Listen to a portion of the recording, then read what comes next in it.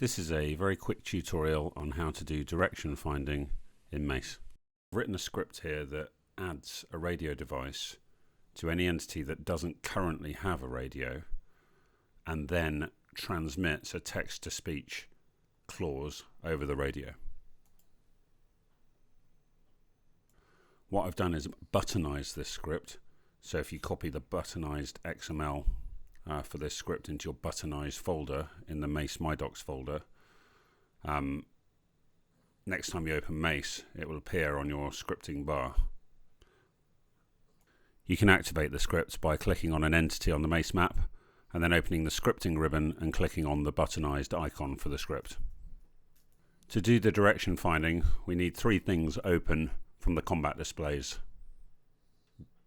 We need the PAN scope, or ALQ161, the DF scope, and under the same menu as the DF scope, we need the reconnaissance log open. I can activate the script, as I've said, by clicking on the entity and then clicking on the button related to my radio script.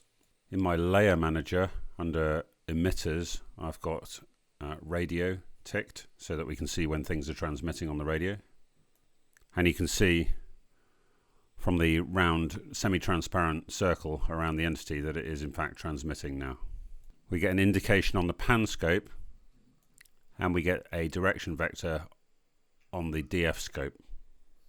All I have to do is click on the DF scope and line up the direction vector with my cursor and then press log. This is then logged to the reconnaissance form, but you can also see on the MACE map a yellow line which marks the first of the DFs. We just repeat this over and over again at different intervals as and when we receive the transmission, and where the yellow lines intersect is the origin of the transmission. I've done this with a script on purpose to demonstrate DFing.